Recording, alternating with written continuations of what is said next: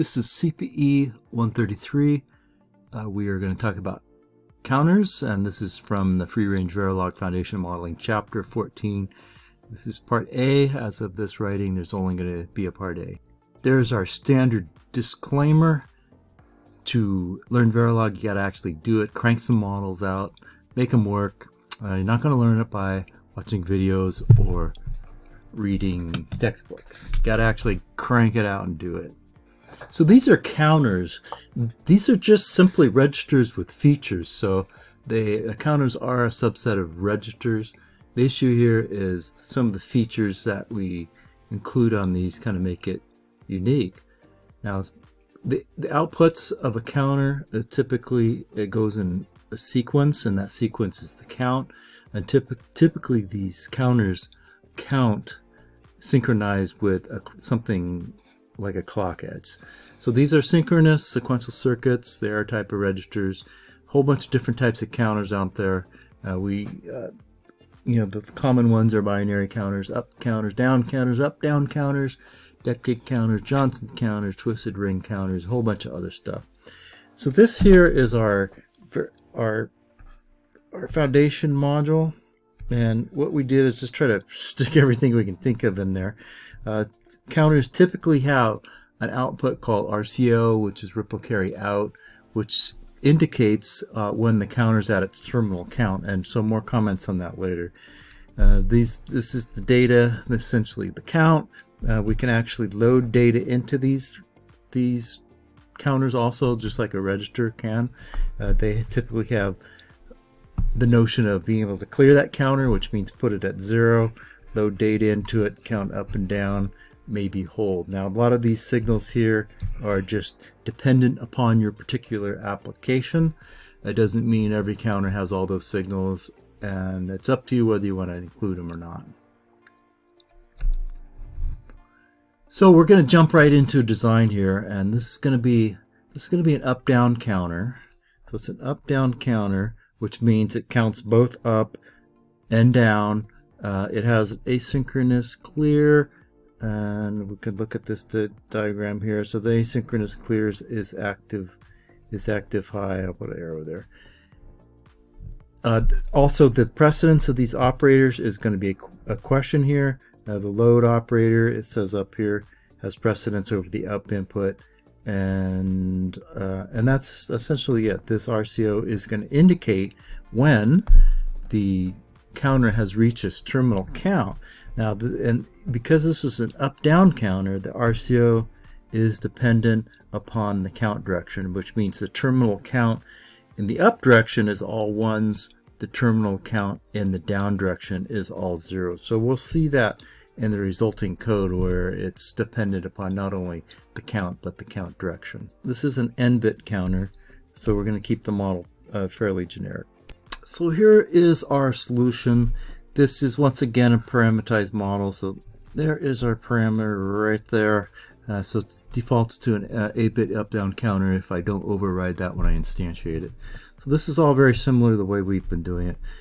This is also very similar also. It looks very much like a register, but once again it's a register of features. So first thing to notice here is it is active to both the clock edge and the edge of the clear signal. So by using these, it ensures it's a register, but other things here is positive edge of the clear here, and we have a asynchronous clear because it takes priority over everything else. And so if that clear is asserted and clear is a 1, which means there was the clear signal went high, it's actually going to reset. So just the placement of that if statement, it guarantees it's going to take precedence over the other control inputs, which is the load and up inputs. Now this was stated in the problem, so it was kind of arbitrary. So the next issue is the load input. The load input is going to take whatever's on this outside external input and put that into the count, which means put that into storage. By the way we've placed it, when the load signal is asserted, it's positive logic because we're looking for a 1. When it's asserted, it takes this value and loads it in there. It appears in the if statement before the before looking at the ups, of course, here, which means it has precedence over them. So anytime any of these if statements evaluate as true, it stops evaluating the if statement. So the last thing we got to look at here is the notion of counting up or down. So if up is asserted, it counts up, and we accomplish that counting up with a simple addition operator. And if it's counting down, we accomplish that with a subtraction operator. So the general rule in Verilog is I'm taking a value with a particular width and I'm adding a decimal 1 to it. The synthesizer is going to 0 extend that 1 as many bits as it needs to match the bit length of count. A similar thing going on with the subtraction operator too.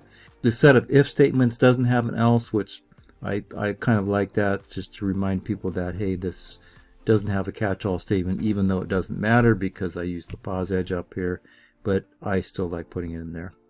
The other part of this circuit is, we'll say, the combinatorial part, and it has to do with RCO. Now, this issue of RCO, it's a status signal. Now, essentially, it's a ripple carry out, which indicates when the counter has reached its terminal count. Now, the problem with this is that the terminal count is now based on the count direction. So if you're counting up, the terminal count is all ones. If you're counting down, the terminal count is all zeros. And so I have to look for that in the code, and I'm going to do that the only way I can think of, which is, I think the only way you can, which is with a reduction operator. So here we go. It says if you're counting up, and what this says, if all the bits ANDed, there's the AND operator, ANDed together inside the count variable are 1, then I know I've reached my terminal count there, and I assert RCO. So once again, this is the reduction operator, and what it says is it ANDs every single bit within count together, and then it makes it available for comparison. So if every single bit is a 1, it's at its terminal count in the up direction. Similarly, I have this other reduction operator here that says if up is 0, this is the countdown, up is 0, and every single bit ORed together and count is equal to 0, which means all the bits are 0, then I have reached my terminal count in the counting down direction, which is all zeros. I also, this is combinatorial, so I do catch a catch-all else in there, which means if these two statements, neither of them evaluate as true, it takes the catch-all here, which is simply just to assign RCO a 0.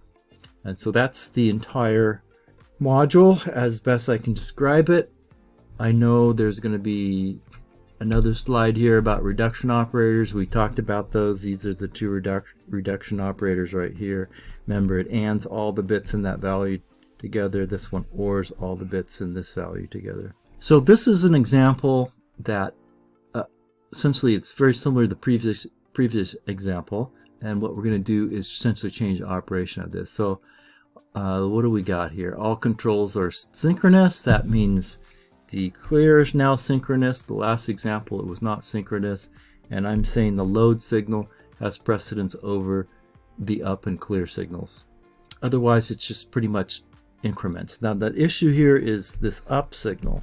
Before, we had the up signal when it was asserted to be an up increment in the counter. When it was not asserted, it counted down. This is just an up counter as described up in this description here. I probably should have put up counter in it. But essentially, and it does have an RCO. Now, because it only counts up, I'm going to have to change that RCO. Now, essentially, looking at this problem here, I'm not going to design this from scratch. I'm going to start with the previous solution, which I know is similar, and just correct it as I need to. And some of the things I need to correct is I need to change it into an up counter rather than up down counter. I need to make it synchronous rather than asynchronous, and I know I need to adjust the precedence of these control signals. So load signal has precedence. I'll try to remember that. So here's the old solution, and I can practically what I need to do here is is up. We'll just scribble it out because it's not a down counter anymore. The only RCO is associated with counting up, so I can get rid of this part of this combinatorial statement, which means it's not a down counter. I can get rid of this thing right here. What else here? It's not. It's suddenly a synchronous counter. I get rid of the sensitivity on the clear signal, and because the clear signal is now synchronous and it's based on the clock. And the other thing I need to do here is, you'll see this in the next one, is adjust the appearance of these control signals in the if statement. I believe load is going to appear first, followed by clear and up, based on the problem description. So we can jump right to that solution, essentially scribble that stuff out, change the order of these things, and let's look at it. Okay, so there's everything scribbled out. Load does have precedence. The up has precedence over the clear signal. Remember, if any one of these clauses evaluates as true, it stops evaluating the if statement. So in summary, these are counters. They're a form of registers, which means it retains all the features like loading, and they're pretty much synchronous, all that happy stuff. The count also typically has a status output, which is the RCO output. Now these are very complicated. Counters in general are very complicated when you consider them on a I don't know, logic level, but they're very straightforward to model in Verilog, particularly with the strength of Verilog behavioral modeling. Verilog supports all the features that you could imagine putting into a counter, but it does rely on your knowledge of Verilog, in particular, how the operators work, how the procedural blocks work, and how procedural programming works.